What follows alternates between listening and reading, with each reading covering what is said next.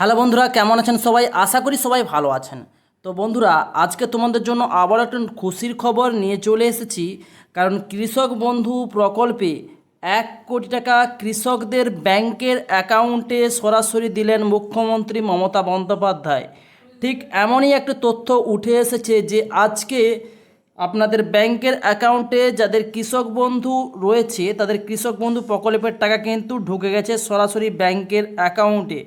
তো কোন কোন চাষি এই কৃষক বন্ধুর টাকা পেলেন, কারা পেলেন না, তা আজকের ভিডিওতে জানতে পারবেন। প্রায় 2.5 মাস ধরে চলছে লোকসভা ভোটের পর্ব।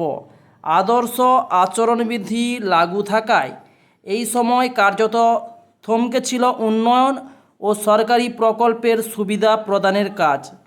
তাই নির্বাচন পর্ব মিটতে না মিটতেই কৃষক বন্ধু প্রকল্পে রাজ্যের 1 কোটি টাকা কৃষকদের ব্যাংকের অ্যাকাউন্টে সরাসরি পাঠালেন মুখ্যমন্ত্রী মমতা বন্দ্যোপাধ্যায়। নবান্ন থেকে কিন্তু এমনটাই নির্দেশ উঠে এসেছে। মুখ্যমন্ত্রী মমতা বন্দ্যোপাধ্যায় বুধবার সামাজিক মাধ্যমে জানিয়েছেন যে কৃষক বন্ধু প্রকল্পের আওতায় রাজ্যের প্রায় 1,05,00,000 কৃষকদের প্রথম দফায় খরিফ চাষের জন্য মোট 2,900 কোটি টাকা দেওয়া হয়েছে।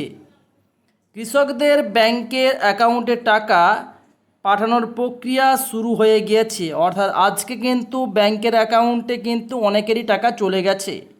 এই প্রকল্পে বছরে 2বার টাকা দেওয়া হয়। চাষ জমির পরিমাণ অনুযায়ী একজন কৃষক বছরে সর্বোচ্চ 10,000 টাকা কিন্তু পান, অর্থাৎ দুটো কিস্তিতে টাকা পায় 5,000 করে, বা 4,000 প্লাস 4,000, যে যার জমির পরিমাণ অনুযায়ী কিন্তু এই টাকাটা পেয়ে থাকেন। যার জমির পরিমাণ বেশি সে 10,000 পায়, যার জমির পরিমাণ কম সে 8,000 টাকা মতো পায়।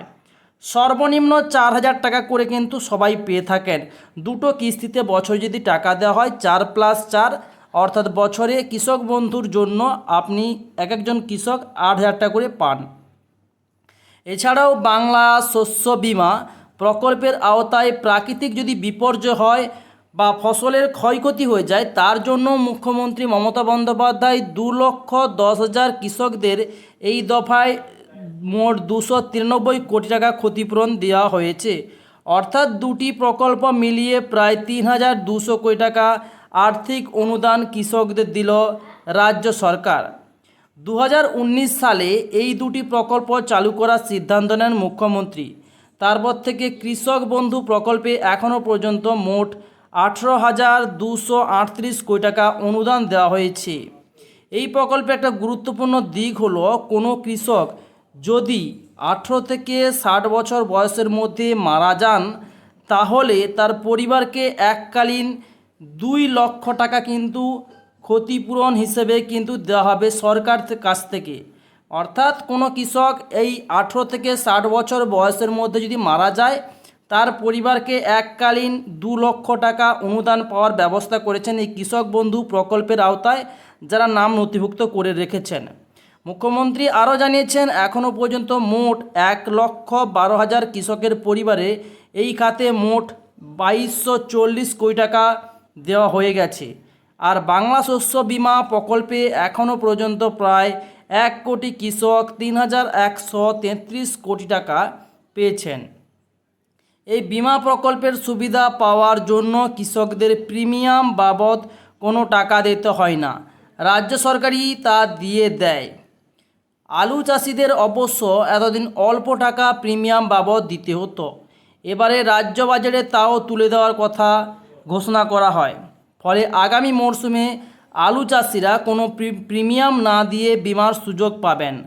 কৃষক বন্ধু প্রকল্পে নথিভুক্ত কৃষকদের সংখ্যা বাড়তে বাড়তে এখন প্রায় 1 কোটি কিন্তু ছাড়িয়ে গিয়েছে। জমির মালিক নন এমন বর্গাদার বা ভাগ চাষিরাও এই প্রকল্পের সুবিধা পান। অর্থাৎ যার নামে জমি নেই কিন্তু সে ভাগ চাষি বা বর্গাদারে হিসেবে রেকর্ড যদি বার করে থাকেন বা রাখেন, তাহলেও কিন্তু ভাগ চাষিরাও এই প্রকল্পের যে টাকা 10,000 টাকা দুটো কিস্তিতে, তা কিন্তু পেয়ে যাবেন। কৃষকদের আর্থিক অনুদান দেওয়ার জন্য কেন্দ্র সরকার যে প্রকল্প রয়েছে তাতে শুধু জমির মালিকই তা পেয়ে থাকেন। এক্ষেত্রে আরও কিছু বিধিনিষেধ রয়েছে। মৃত কৃষকদের জন্য কোনো ক্ষতিপূরণের ব্যবস্থা নেই কেন্দ্র সরকারের প্রকল্পে।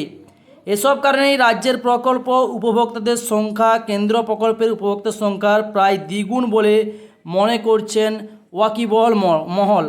অর্থাৎ রাজ্যের একজন যে কোনো কৃষক বন্ধু প্রকল্পের উপভোক্তা যদি মারা যান, তাকে 2 লক্ষ টাকা রাজ্য থেকে দিচ্ছে কৃষক বন্ধুতে নাম নথিভুক্ত ছিল বলে। কিন্তু কেন্দ্রের ক্ষেত্রে সেক্ষেত্রে কোনো ক্ষতিপূরণ দেওয়া হয় না। সে যদি মারাও যায় তার কিন্তু কোনো ক্ষতিপূরণ দেওয়া হবে না। সেই জন্যই কৃষক বন্ধু প্রকল্প বা রাজ্যের প্রকল্পে কিন্তু এত জনপ্রিয়তা বা এতটাই মানুষের মধ্যে চাহিদা, এমনটাই কিন্তু মনে করছে ওয়াকিবহল মহল। তো আজকের ভিডিও আপনাদের কেমন লাগলো কমেন্টস করে জানাবেন। পাশাপাশি কোন কোন কৃষক বন্ধুদের টাকা আজকে ব্যাংকের অ্যাকাউন্টে ঢুকলো সেটা কমেন্টস করে জানতে পারেন। ভিডিও যদি আপনাদের ভালো লাগে একটা কমেন্টস বক্সে কমেন্টস করবেন, চ্যানেলটি সাবস্ক্রাইব করবেন, লাইক বাটনটা প্রেস করে দেবেন এরকম নিত্য নতুন ভিডিও সবার প্রথম দেখার জন্য। তো thanks for watching my video.